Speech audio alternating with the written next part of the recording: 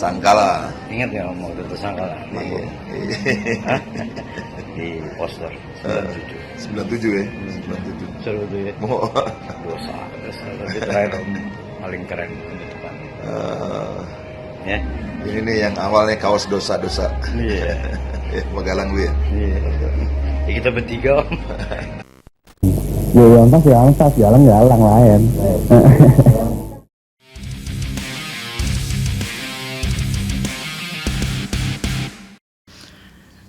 Setelah manggung itu 2 hari itu dia balik lagi ke rumah gue dan gue juga nggak pernah nanya rumahnya di mana apa segala macem.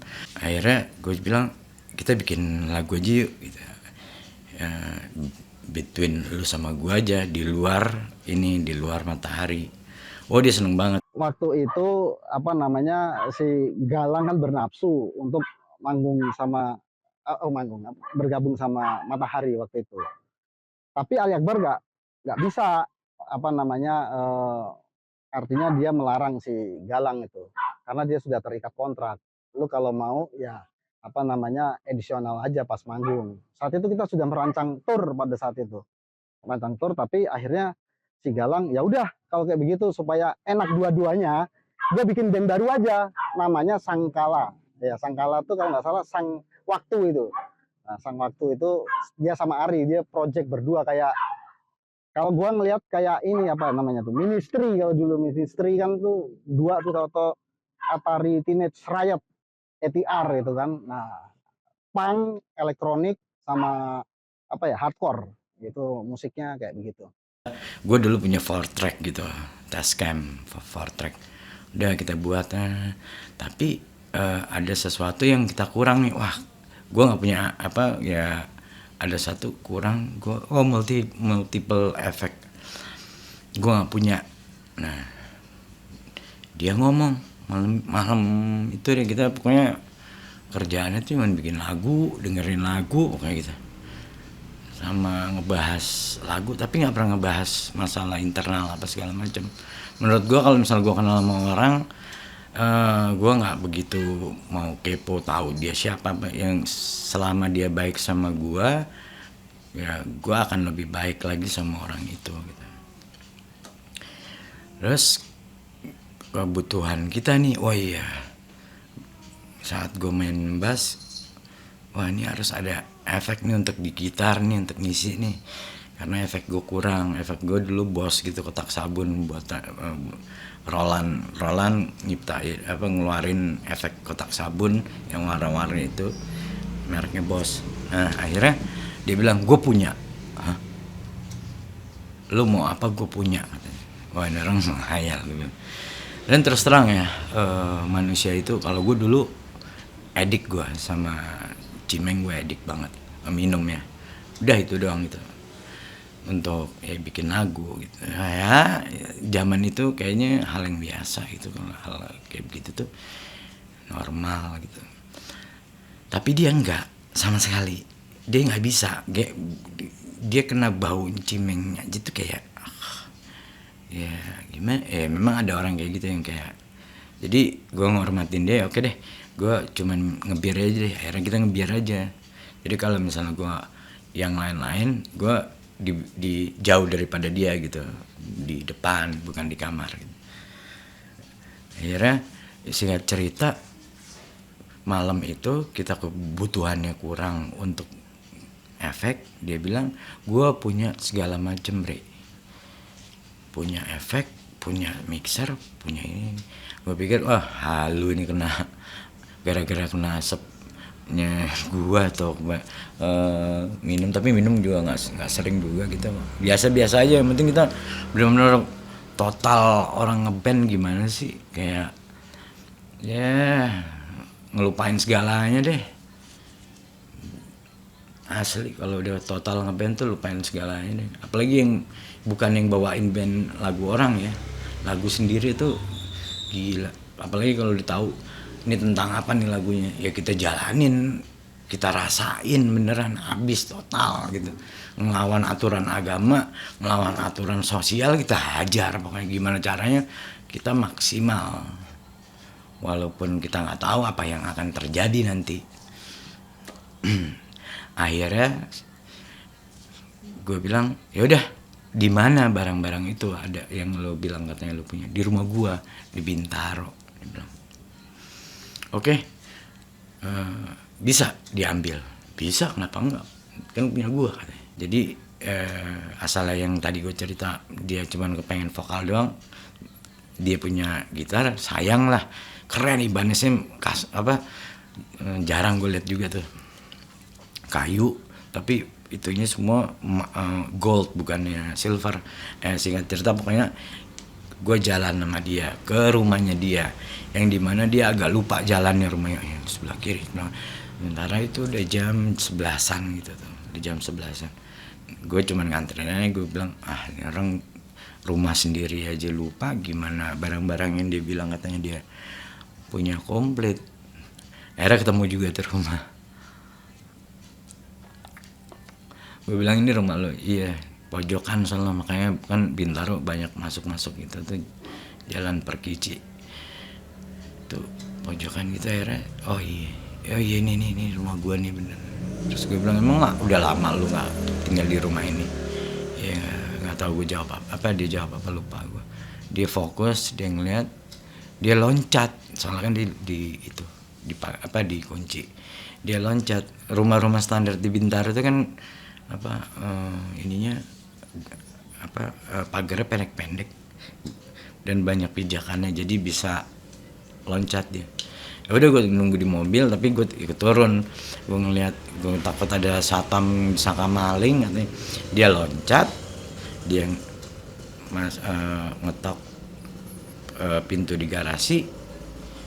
Berapa kali mau dia ketok, nggak ada respon. Tapi ada mobil di situ, ada 2 mobil lah, ada Trooper sama Highline. Iya, gue inget banget tuh, Trooper sama Highline. Yang di dalam Trooper silver, depan Highline silver juga ya kalau nggak salah, silver tua. Ya Highline. Udah, dia ketok, nggak ada yang respon. Gue bilang, udah cabut deh, udah malam juga, nggak enak kan. Gue juga nggak tahu itu rumah dia bener apa enggak. Akhirnya dia bilang, udah bentar lo. Akhirnya yaudah deh, besok aja kita balik lagi. Pas dia mau naik pagar, ada yang ngintip di jendela pakai mukena. Ih, tuh ada yang lihat tuh. Dia lihat, dia langsung lari ke pintu itu lagi. Dia ketok-ketok, dibukain lah. Ternyata gue lihat cuma dari jauh, ternyata mungkin nyokapnya gitu lagi lagi sholat. Mungkin tadi kita ketok-ketokin lagi sholat. Terus nyokapnya ngeliat dia dibukain pintu, tapi nggak dibukain semua, cuman sedikit gitu. Nyokapnya kayak sinis gitu ngeliatin. Gue bilang, ya ini sih kayak gini kadutnya nggak mungkin dapat efek nggak mungkin apa yang dia bicarain itu bisa kita bawa untuk bikin lagu lagi gitu di rumah. Terus nggak tahu dia ngomong apa, akhirnya dia masuk. Ya udah pikir mau ngambil efek gitu. Habis itu dia keluar, bukain pintu gerbang, kunci. Dia bilang, Ri, kita nginep dulu aja deh sini ya. Maksud lo? Iya, gue belum boleh cabut, soalnya gue udah lama nggak pulang katanya. Oh ya oke, nggak apa-apa lah. Ya udah, gue parkir mobil gue, terus singkatnya akhirnya masuk ke rumah itu dengan keadaan gelap. Rumah itu jadi kita mengendap-endap. Ya nyokapnya udah masuk ke kamar. Kita kamar dia posisinya di atas, dia naik tangga sebelah kiri, adiknya sebelah kanan. Ya, kamar adiknya, nah kamar dia habis tangga sebelah kiri. Pas gue masuk kamarnya masih gelap, dinyalain lampu, bat. Itu yang gue heran. Di situ gue lihat, gue baru seumurnya ngelihat, gue belum pernah ngelihat alat musik kecapi, tapi yang serius kecapi gitu. Dan suaranya itu kan hipno banget, kayak harpa gitu.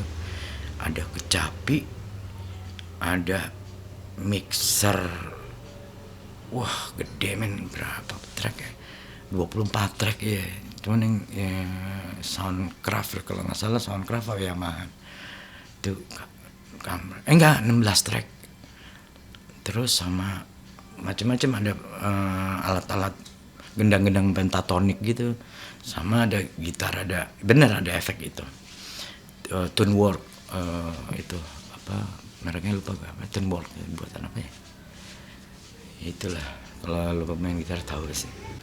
Gue euforia banget, wih langsung dapat ide banyak, wah berarti bisa bikin lagu gini, bisa bikin musik gini, bikin musik gini. Terus udah nih main-main sebentar, teman kan nggak enak, mau nyalain ampli, dia bilang jangan Ri, kalau di rumah lu sih nggak apa-apa, cuma kalau di sini pasti suaranya ke bawah. Oh iya juga ya, gue juga belum nggak enak juga, besok aja dibilang gitu. Ya udah, terus nggak tahu kayak gimana, pokoknya gue ketiduran sama-sama, akhirnya dia tidur gitu. Gue tidur di kasur, dia tidur di lantai, gue ingat banget, soalnya kamar itu tuh cuma satu tempat, satu kasur kan, yang lain tuh alat musik semua, kayak gudang beneran. Pagi-pagi gue liat, ini anak tidur di lantai deket pintu, jadi gue bangun pagi kepengen kencing, pengen ke toilet. Wah, dia ngalangin pintu. Akhirnya gue tendang-tendang dia supaya pintunya bisa kebuka, dia geser. Gue keluar. Pas gue keluar, gue baru lihat kan terang tuh rumahnya, jadinya kena matahari. Gue nyari toilet, katanya deket kalau nggak salah ya, depan kamarnya atau depan kamar adiknya gitu deh. Pokoknya gue ke toilet, udah selesai gue mau balik ke kamar, gue ngeliat tembok kiri kanan rumahnya nih, di atas nih lantai 2, gue liat gila ini orang norak banget, fans banget kayak sama Iwan Fals gitu.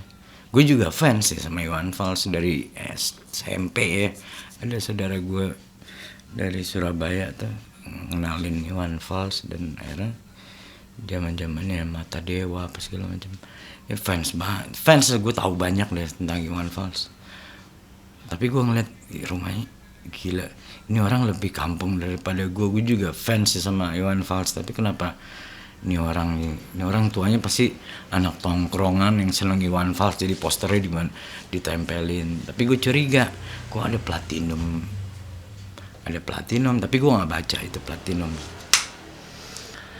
Ada platinum penghargaan gitu, cuman gue nggak baca, cuman gue liatin poster, tapi posternya yang unik, posternya yang aneh-aneh, posisinya yang aneh-aneh gitu, kayak original, kayak oh dia fans Iwan Fals, mungkin bapaknya apa fotografer atau apa gitu, dan banyak buku gitu. Lagi gue ngeliatin buku-buku itu, tiba-tiba ada suara dari bawah. Jadi rumahnya tuh kan di Perkici itu Bintaro tuh nggak besar, rumah standar, cuman di hook gitu ya. Nah, dia ada suara manggil, Yos. Gue tahu itu suara siapa gitu. Gue langsung nutup buku, gue lagi liat buku, gue tutup buku. Ini gue tahu nih suaranya nih. Yos, Galang pulang ya. Wah, di situ gue baru tahu dia Galang Rambu Anarki.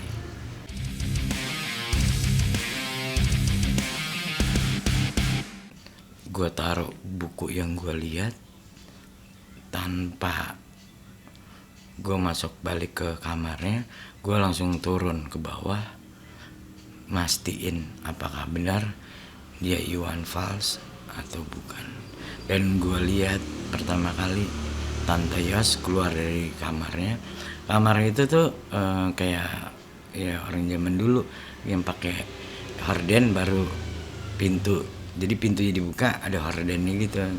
Jadi pas gue turun kan tangga langsung nekuk tuh kamarnya dia tuh, kamar Tante Yos sama Om Iwan. Tante Yos keluar, gue turun dari tangga, gue langsung ngenalin diri. Tante saya Ari. Nah, Om Tanto, gue nyebutnya si Om Tanto gitu. Om nyebutin Bapaknya Galang, gue nyebutin Om Tanto. Om Tanto di situ duduk di dekat kursi, dekat meja makan, ada sofa sedikit ngadep ke TV kecil. Dia juga nengok dan gua ngenalin diri gua. Terus dia nanya, "Wah, lu bawa Galang pulang?" Gue speechless banget waktu itu. Gimana ya? Bukan gue yang bawa Galang pulang,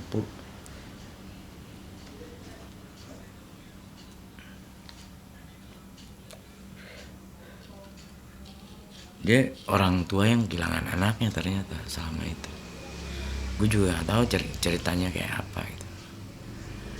Akhirnya gue dikasih teh, gue duduk bareng sama Om Tanto.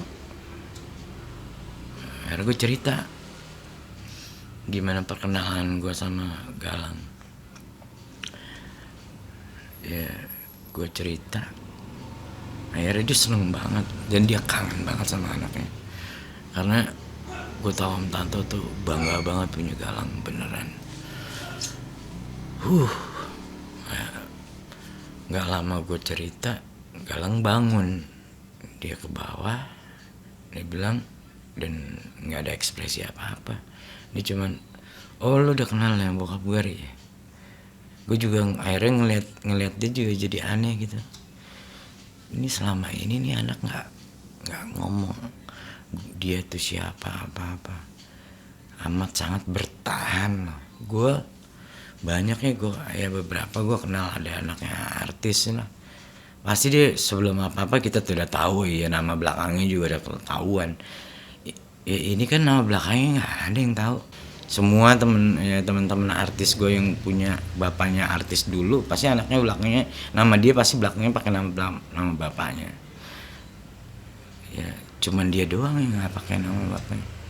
Akhirnya gue tahu dia anaknya Iwan Fals dan dia Galang Rambu Anarki. Ya dia bilang pokoknya dia bikin ada siapa nama temennya. Akhirnya ditelepon dulu kan sistem pakai telepon rumah. Cuman dia ya masih pakai telepon rumah. Telepon temennya datang, terus gue dikenalin. Ternyata temennya gue lupa gue namanya siapa gitu. Dia bikin berdua itu namanya Sangkakala. Cuman temennya cuman ngimbangin aja sama Galang. Cuman Galang kan orangnya sedikit aneh ya. Kalau menurut gue sih cuman sedikit anehnya. Soalnya idem lah sama gue juga total lah kalau misalnya untuk apa aja. Apalagi musik ya, waktu saat itu habis-habisan total gue. Sekolah aja gue kalahin. Terus saat itu Om Tanto ngedukung. Ya udah, lu bikin aja. Nah temen yang satu ini, gue kan nggak enak lah, maksudnya dia punya udah punya proyekan gitu. Udah ada satu lagu itu judulnya Welcome to My Hell. Ya Welcome to My Hell. Jadi akhirnya pas gue bilang ya udah kita terusin aja tuh project Sangkakala tapi namanya. Giliran pas gue masuk ya bukan apa-apa, gue penggal. Jadi nggak usah Sangkakala, gue bikin Sangkala. Jadi lebih simpel lah, lebih tiga kata Sangkala gitu. Akhirnya band gue yang Matahari ini memang si pemain drumnya kan juga ada kuliah apa segala macam. Gue terlalu total sama waktu. Jadi gue bilang sama Galang, "Lang, paling nggak jangan lagu deh. Kalau lagu terlalu ngaco pasti, mendingan pattern aja kita bikin." Jadi kita bikin satu pattern, kita hafalin dulu, kita record. Saat itu akhirnya bapaknya ngedukung sekali kita, gerakan kita nih berdua nih akhirnya. Udah gue ini deh sekalian karena dia dapat mixer baru yang bisa nge-record apa lupa gue. Itu dari Jakarta Musik tuh. Nih ngirim dia. Jadi kita jadi barang jadi trial and error ya, dia bisa record, bisa overdub apa segala macam. Udah tuh di situ tuh. Akhirnya ya itu ada di data di dalam mixer record itu ada data itu Welcome to My Hell, satu lagu. Dia udah ngisi vokal, ngisi gitar sama drum. Itu industrial tuh, asli industrial. Tapi akhirnya gue isi bassnya. Ya udah pokoknya lupa inget gue juga. Terus udah pokoknya jadinya gampang lah itu karena udah ada takemnya. Terus kita bikin beberapa pattern lagi, bikin lagu dulu, bikin pattern dulu. Setelah beberapa pattern kita gabungin pattern itu, baru kita bikin lagu. Lagu kedua di Sangkala itu kita bikin jadi satu lagu, Welcome to My Hell, satu Devil Black Cat. Itu ceritanya ya itu Om Tanto tahu, amat sangat tahu.